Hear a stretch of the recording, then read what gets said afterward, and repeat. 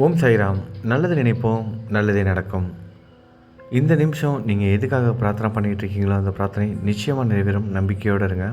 கைக்கு அப்பாற்பட்ட விஷயங்களை சாய்கிட்ட உங்கள் சாய்கிட்ட ஒப்படைச்சிருங்க. அவர் பார்த்துக்குவார். உன்னை கைவிட மாட்டேன். இன்றைக்கி தலைப்பு பார்த்துருப்பீங்க.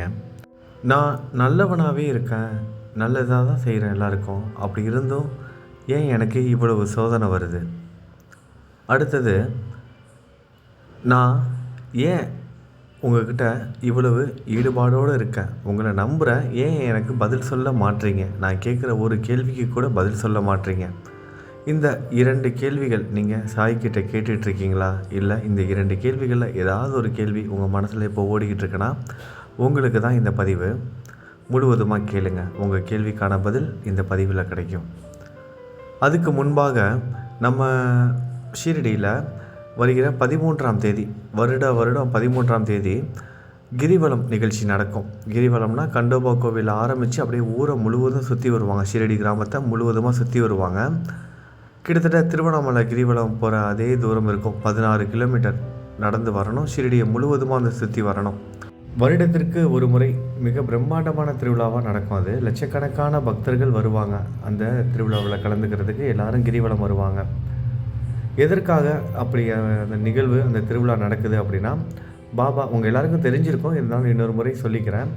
பாபா வந்து அந்த கோதுமை மாவை வந்து ஊரோட எல்லை பரத்தில் தூவி என்ன பண்ணார், இந்த ஷீரடி கிராமத்தில் பரவிக்கிட்டு இருந்த காலரா நோயை வந்து விரட்டினார்.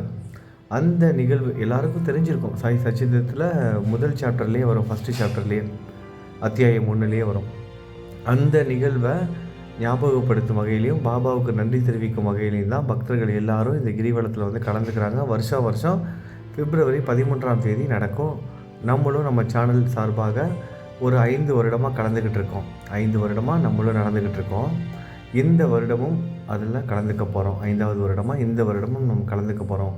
நான் இன்னும் 2 நாளில் ஷீரடிக்கு போயிடுவேன். ஷீரடிக்கு போனதுக்கப்புறம் அங்கே அந்த நிகழ்வு எல்லாம் நீங்களும் ஆத்மார்த்தமாக வீடியோ மூலமாக கலந்துக்குவீங்க. அது மட்டும் இல்லாமல் நம்ம சாய் குடும்பத்தோட சார்பாக ஒவ்வொரு வருடமும் அந்த மாதிரி சுற்றி வந்துட்டு தேங்காய், நம்மளால் முடிஞ்ச தேங்காய் வாங்கி துணிக்கு வந்து சமர்ப்பிப்போம். அதாவது நம்ம சேனல் பார்த்துட்ருக்க உங்களோட சார்பாக நம்ம சாய் குடும்பத்தில் இருக்க ஒவ்வொருத்தருக்கும் நல்லா இருக்கணும் அப்படின்னு பிரார்த்தனை செய்துட்டு தேங்காய் வாங்கி நம்ம துணிக்கு வந்து கொடுப்போம் துவாரகா மாயில். அதே மாதிரி இந்த வருஷமும் கொடுக்க போகிறோம். கூடுதலாக நம்மளால் முடிஞ்ச வரைக்கும் கொஞ்சம் அன்னதானமும் பண்ண போகிறோம். அந்த நிகழ்ச்சியிலையும் நீங்கள் எல்லோரும் கலந்துக்க போகிறீங்க. ஆத்மார்த்தமாக எல்லா வீடியோவும் பாருங்கள். எல்லாமே நல்லதாக நடக்கும். பாபா கோதுமையை தூவி எப்படி அந்த மக்களை காப்பாற்றினாரோ அதே மாதிரி நம்ம சாய் குடும்பத்தை சேர்ந்த உங்களையும் என்னையும் நம்ம எல்லாரையும் பாதுகாப்பு அரணாக இருப்பார் நம்மளோட சாய். சரி வாங்க இன்றைக்கி பதிவுக்கு போயிடலாம். கேள்விகள் உங்கள் மனசில் இருக்கா? பாபா நான் நல்லது தான் செய்கிறேன், ஆனால் எனக்கு ஏன் இவ்வளோ சோதனை வருது? ஏன் எனக்கு பதில் சொல்ல மாட்டீங்க? உங்களை நம்புகிறேன், உங்கள் கூட பேசுகிறேன், எனக்கு ஏன் பதில் சொல்ல மாட்டீங்க? இந்த மாதிரி கேள்விகள் உங்களுக்குள்ளே இருக்கா? இதே மாதிரி கேள்விகளோடு தான் ஒரு பக்தன் தினமும் கோயிலுக்கு போயிட்டு வரான். தினமும் கோயிலுக்கு போயிட்டு சாமி கும்பிட்டுட்டு சாமிக்கிட்ட பேசுகிறது இதே தான்.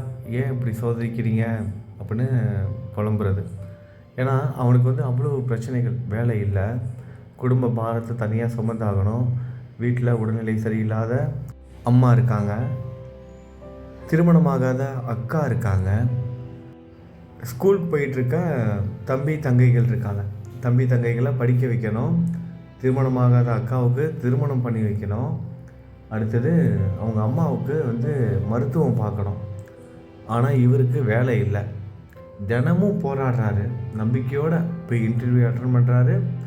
ஆனால் முயற்சி கை கொடுக்கல, தோல்வி தான். தினமும் தொடர்ந்து நடந்துகிட்ருக்கு. அவரால் முடிஞ்ச வரைக்கும் முயற்சி செய்துக்கிட்டே இருக்கார். ஒரு நாள் பேசிக்கிட்டு இருக்கார், கோயிலுக்கு போயிட்டு கடவுள்கிட்ட பேசிக்கிட்டு இருக்காரு. ஏன் கடவுளே என்னை இப்படி சோதிக்கிறீங்க, பதில் கொடுக்க மாட்டிங்களா? இனி எத்தனை நாள் இந்த கஷ்டத்தை நான் அனுபவிக்கிறது? என்றைக்கு தான் எனக்கு விடிவு காலம் வரும் அப்படின்னு. அங்கே இருக்க பூசாரி அதை பார்த்துட்டு சொல்கிறார், தம்பி நீனும் கோயிலுக்கு வர, சாமிக்கிட்ட பேசுகிற, எல்லாத்தையும் நான் கவனிச்சிக்கிட்டு இருக்கேன். அவர் உனக்கு பதில் சொல்லலை அப்படிங்கிறதுக்காக உனக்காக அவர் வேலை செய்யலேன்னு ஆகாது. உனக்காக அவர் வேலை செஞ்சுக்கிட்டு இருக்காரு. சீக்கிரமாக நல்லது நடக்கும்ப்பா, நம்பிக்கையோடு இரு அப்படின்னு சொல்கிறாரு. இவரும் சரிங்க சாமி அப்படின்னு அந்த பூசாரிக்கிட்ட சொல்லிவிட்டு அவர் தினமும் அதே மாதிரி கிளம்பி இன்டர்வியூ அட்டன் பண்ண போகிறாரு. திரும்பவும் தோல்விகள் இப்படியே போய்கிட்டு இருக்கு. அப்புறம் ஒரு காலகட்டத்துக்கு அப்புறம் என்ன ஆகுது, கொஞ்ச நாளுக்கு அப்புறம் இனிமேட்டு நான் உங்ககிட்ட எதையும் கேட்க போகிறதில்ல சாமி. கடவுள்கிட்ட சொல்கிறாரு, கடவுளே இனிமேட்டு நான் உங்கள்கிட்ட எதையும் கேட்க போகிறது கிடையாது. எது நடந்தாலும் சரி நான் நல்லவனாக மட்டும் இருக்கணும். தவறான வழிக்கு தவறான பாதைக்கு போயிடக்கூடாது, தவறான பாதைக்கு போகக்கூடாது. இதே மாதிரி நான் நல்லவனாக மட்டும் இருக்கணும் அப்படின்னு மட்டும் தினமும் இந்த ஒரு வாக்கியத்தை தினமும் சொல்கிறாரு. காலையில் எழுந்திரிச்சு கோயிலுக்கு போகும்போதும் காலையில் எழுந்திரிக்கும் போதும் இதை தினமும் சொல்கிறாரு. அவருக்கு தெரிஞ்சோ தெரியாமலோ ஒரு 3 நிகழ்வுகள் அவரோட வாழ்க்கையில் நடக்குது. பசியோடு இருக்கிற ஆதரவற்ற ஒருவருக்கு உதவி செய்கிறார். அதாவது உணவு வாங்கி கொடுக்குறாரு. ஒரே ஒரு வேளை உணவு வாங்கி கொடுக்குறாரு. இவர்கிட்ட இருக்கிற கொஞ்சம் காசை வச்சு ஒரு வேளை உணவு வாங்கி கொடுக்குறாரு. இன்னொரு முறை மன வருத்தத்தோடு இருக்கிற ஒருவருக்கு ஆறுதல் வார்த்தைகள் சொல்லி அவரை ஆறுதல் படுத்துகிறார். ஆறுதல் வார்த்தைகள் கூறி ஆறுதல் படுத்துகிறார். 2 விஷயங்கள் நடந்து முடிஞ்சிருச்சு. 3ஆவதாக ஒரு முறை இவர் இன்டர்வியூ அட்டன் பண்ணிவிட்டு ரோட்டில் நடந்து போய்கிட்டு இருக்கும்போது ஒரு ஆக்சிடெண்ட் ஆகி ஒருத்தர் ரோட்டில் விழுந்து கிடக்கிறாரு. அந்த ரோட்டில் நடந்து போயிட்டுருக்கவங்க வரவங்க வண்டியில் போகிறவங்க எல்லோரும் நின்று வேடிக்கை பார்க்குறாங்களே தவிர யாரும் எந்த உதவியும் செய்யலை. ஆனால் இவன் மட்டும் என்ன பண்ணுறான், உடனே ஆம்புலன்ஸுக்கு ஃபோன் பண்ணுறான். அவருக்கு தேவையான அந்த ஃபஸ்ட் எய்டு உதவியெல்லாம் செய்கிறான். ஆம்புலன்ஸ் வந்தோடனே ஆம்புலன்ஸில் அவரை கூட்டிக்கிட்டு ஹாஸ்பிட்டலுக்கும் போய் அட்மிட் பண்ணுறான். அவர் அந்த அடிப்பட்டவர் கண் விழித்து பார்த்தவொடனே கேட்ட முதல் கேள்வி, என்னை காப்பாற்றினது யார், என்னை ஹாஸ்பிட்டலில் அட்மிட் பண்ணது யார் கேட்ட முதல் கேள்வி. இவன் எதுவும் பேசாமல் பக்கத்தில் நிற்கிறான். அந்த நிகழ்வுக்கு அப்புறம் அவனோட வாழ்க்கையே மாறுது. அவர் மிகப்பெரிய ஒரு கம்பெனி வச்சுருக்காரு, மிகப்பெரிய ஒரு தொழிலதிபர். இவனுக்கு ஒரு வேலை கிடைக்கிது. ஆரம்பத்தில் குறைவான சம்பளம்தான், ஆனால் படிப்படியாக முன்னேறான். அவனோட உழைப்பை பார்த்து அடுத்தடுத்த போஸ்டிங் கொடுக்குறாரு. மேனேஜர் கேட்டகரிக்கு வந்துட்டான். அந்த கம்பெனி மூலமாகவே அவங்க அம்மாவுக்கு தேவையான அந்த மருத்துவ உதவி எல்லாமே கிடைக்கிது. தம்பி தங்கைகளை நல்லா படிக்க வைக்கிறான். திருமணமாகாத அக்காவுக்கு நல்ல இடத்துல நல்ல வரன் பார்த்து நல்ல இடமா பார்த்து கல்யாணமும் பண்ணி வைக்கிறான். திருமணமும் நடக்குது. அப்புறம் இவனுக்கும் நல்ல வரன் அமையுது. வாழ்க்கை நல்லபடியாக அமையுது.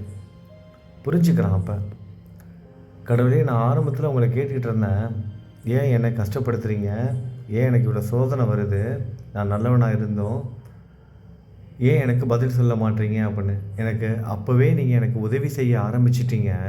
ஆனால் எனக்கு தான் அது தெரியாமல் இருந்திருக்கு.